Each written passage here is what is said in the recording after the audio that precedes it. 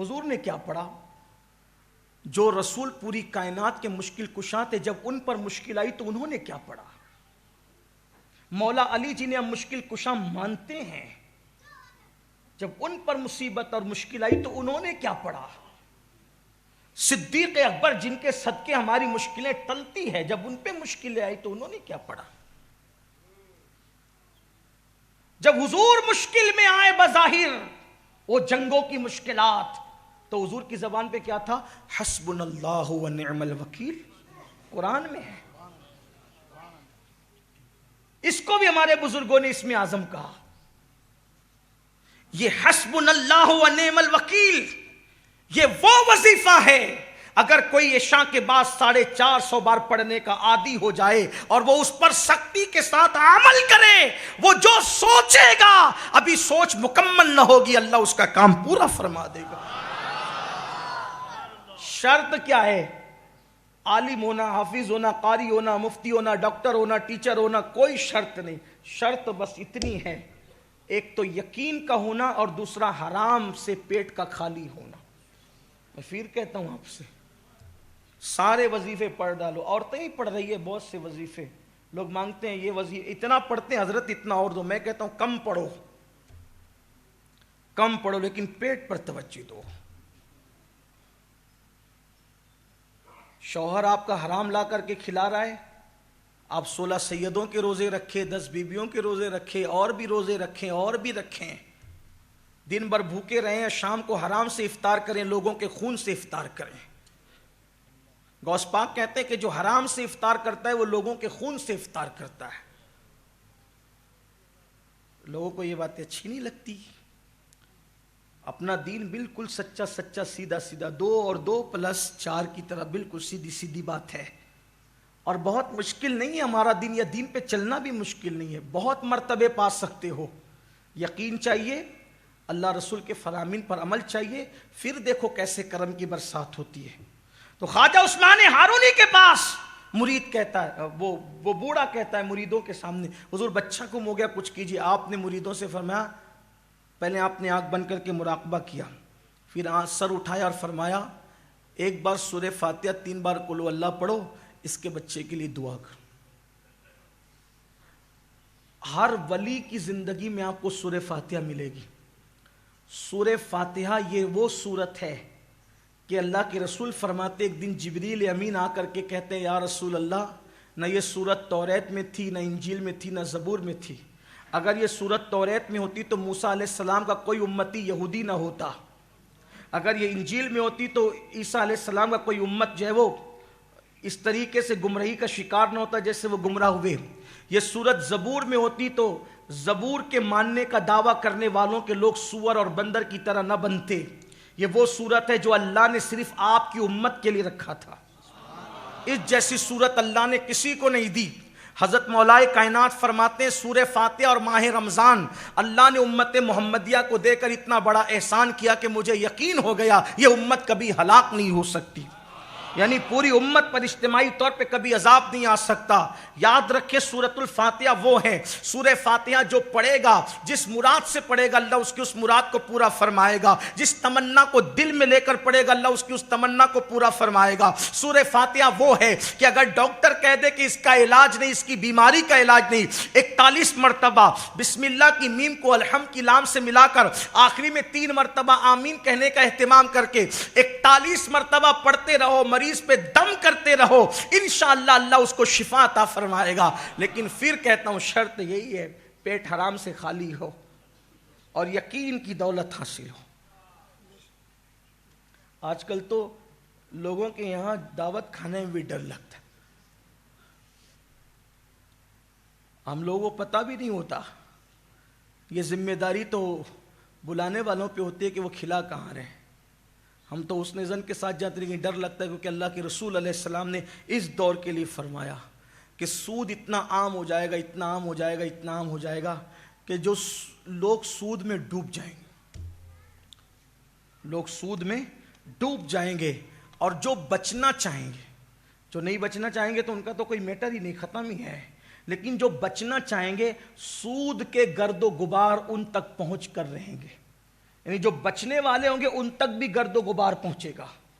آج تو گھروں میں بیٹھ کر لوگ رمی کھیل رہے ہیں، کروڑ پتی بننے کے چکر میں، ایزی منی کے چکر میں رمی کھیلی جا رہی ہے۔ کون جائے محنت کرنے، کون جائے پسینہ بہانے، کون جائے پسینے کے جسے جسم کو بدبودار بنانے۔ گھر میں بیٹھو، گھر میں بیٹھ کر کے ایزی منی کماؤ، عیش کرو، آرام کرو۔ اسلام یہ نہیں سکھا۔ اور پھر ایڈورٹائز کرنے والے بتا رہے وہ اس کو کار مل گئی رمی کی وجہ سے، اس کو بنگلہ مل گیا، کروڑوں کا تم نے ہڑپ کیا اور چند لوگوں کو دیا تو اس کی اشتہار بازی کرتے ہو۔ یہ بھی تو بتاؤ کتنے روڈ پہ آئے، جوا نے کتنوں کو روڈ پہ لایا، کتنے مالداروں کو فقیر بنایا، کتنے دینے والوں کو مانگنے والا بنایا۔ اسلام یوں ہی منع نہیں کرتا، ایزی منی کے چکر میں اپنی حلال کمائی کو برباد مت کرو۔ اسلام ایزی منی کی بات نہیں کرتا، اسلام محنت کی بات کرتا ہے، اسلام مشقت کی بات کرتا ہے۔ یاد رکھنا، جو ایزی طور پر آتا ہے وہ ایزی طور پر چلا بھی جاتا ہے، اور جو محنت کی کمائی سے آتا ہے وہ ہمیشہ رہتا ہے۔ اس لیے اپنے جوانوں سے کہتا ہوں، محنت سے کمانا سیکھو، ایزی منی کے چکر میں اپنے باپ داداؤں کی حلال میں روزی کو، حلال دولت کو تباہ اور برباد نہ کرو۔ یہ دنیا شہد دکھاتی ہے، زہر پلاتی ہے۔ امام کہتے ہیں شہد دکھائے، زہر پلائے، قاتل ڈائن شوہر کش، اس مردار پہ کیا للچایا۔ دنیا دیکھی بھالی ہے، تم ایزی منی کے چکر میں اپنے باپ داداؤں کی دولت کو داؤ پر لگا دو گے، کنگال ہو جاؤ گے، بعد میں خودکشی تک کی نوبت آتی ہے، بعد میں زہر کھا کر کے مرنے کی نوبت آتی ہے، بعد میں پھانسی کے پھندے پہ چڑھنے کی نوبت آتی ہے۔ اس لیے اپنے جوانوں سے کہتا ہوں، میری قوم کے جوانوں، اللہ نے ہماری قسمت میں جو لکھا ہے اس کو حلال راستے سے جا کر حاصل کرنے کی کوشش کرو۔ بہرحال خواجہ عثمان ہرونی نے جو ہے فرمایا سورہ فاتحہ پڑھو، ایک بار 3 مرتبہ قل ہو اللہ شریف پڑھو، اور اس کے بعد ہاتھ اٹھا کر آپ نے دعا کی، اے اللہ اس کے بچے کو اس کے گھر تک پہنچا دے۔ حضرت یعقوب اور یوسف جو دونوں ایک دوسرے سے بچھڑ گئے تھے مولا، ان کے ملن کا، ان کے ملاپ کا واسطہ مولا اس کے بچے کو اس سے ملا دے۔ اور پھر آنکھ کھول کر کے ہاتھ نیچے کر کے فرماتے ہیں جاؤ جاؤ انشاءاللہ تمہارا بیٹا تمہارے گھر آ گیا۔ اور یاد رکھنا اگر وہ آ جائیں تو مجھ سے ملانے کے لیے ضرور لانا۔ یہ شخص دوڑا دوڑا گیا، سوچو اس کی خوشی کا عالم کیا ہوگا۔ مر جانے والوں پہ صبر ہوتا ہے، گم ہو جانے والوں پہ زندگی میں کبھی صبر نہیں ہوتا۔ اللہ اکبر، اس باپ کے دل سے پوچھ جس کے بچے گم ہو جاتے ہیں ان کو کتنی تکلیف ہوتی ہے۔ اللہ کسی باپ کو وہ دن نہ دکھائے۔ وہ بوڑھا لکڑی ٹیکتے ہوئے آیا تھا، لیکن پوری طاقت سے جب گیا تو محلے میں پہنچا تو لوگوں نے پکار کے کہا مبارک ہو تمہارا بیٹا گھر آ گیا ہے۔ جیسی بیٹے کو پایا، ملاقات کی، اور باپ بیٹے کے جذبات ایک دوسرے سے گلے ملنے کے بعد جب مکمل ہوئے، ہاتھ پکڑا، کہا چل۔ پہلے خواجہ عثمان ہارونی کی قدم بوسی کے لیے جب آیا، اس جوان نے دیکھا تو دیکھتا رہ گیا۔ خواجہ عثمان ہارونی نے فرمایا کیا ہوا؟ کہا حضور مجھے لوگ اٹھا کر کے لے گئے تھے، ایک کشتی میں مجھے قید کر لیا تھا، اور کشتی میں قید کرنے کے بعد میں اسی میں پڑا ہوا تھا اور وہ مجھے کہیں لے جا رہے تھے۔ ایک بزرگ آئے اور مجھ سے کہا کہ تو یہاں سے اٹھ، میں اٹھا تو انہوں نے ہاتھ لگائی تو زنجیریں ٹوٹ گئی، اور اللہ اکبر، پھر انہوں نے اپنے پیروں سے میرے پیروں کو مس کیا اور فرمایا آنکھیں بند کر۔ میں نے آنکھیں بند کی، پھر کہا آنکھیں کھول، تو میں نے آنکھیں کھول دی تو میں نے اپنے آپ کو اپنے گھر میں پایا۔ تو اس نے کہا مگر اللہ کی عزت کی قسم میں حیران ہوں، وہ کوئی اور نہیں تھا، وہ تو آپ ہی کی صورت۔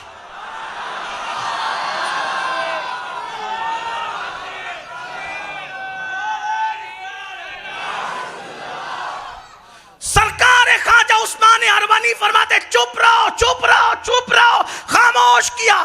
میرے اور آپ کی طرح ہوتا تو سینہ پھلا کر کے، جیسے کچھ بگڑے ہوئے لوگ کہتے ہیں کہ میری چھاتی بھی 56 کی ہے، تو وہ بھی 56 کی چھاتی بنا کر کے کہتا کہ دیکھا میری کیا کرامت ہے۔ لیکن ولی کرامت چھپایا نہیں کرتے، ولی کرامت کو چھپایا کرتے۔ ولیوں کی پہچان تو یہ بھی ہے نا کہ وہ چھپانے والے نہیں ہوتے، وہ تو کہتے ہیں کہ چھپاؤ، اس لیے کہ جس کو یار کا پتہ ملتا ہے پھر وہ مجمع میں نہیں آتا، وہ تو مجمع سے بھاگتا ہے۔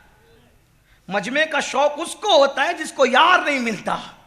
गरीब नवाज फरमाते यार का पता मिलता है तो यार का पता मिलने की पहली पहचान ये है कि वो सबसे भाग कर तन्हाई में जाता है, इसलिए कि दो आलम से करती है बेगाना दिल को। अजब चीज है लज्जत आशनाई, शहादत मकसूद मतलूब मोमिन, न माले गनीमत न किश्वर कुशाई। तो उस बूढ़े बाप ने कहा अच्छा आपने ये काम किया, आपने वह चुप रहे। तो फिर उसने कहा कि आज भी ऐसे अल्लाह वाले मौजूद हैं दुनिया में जो इतने बड़े होकर अपने आप को छुपाते, उन्हीं को ख्वाजा उस्मान हारूनी कहते हैं।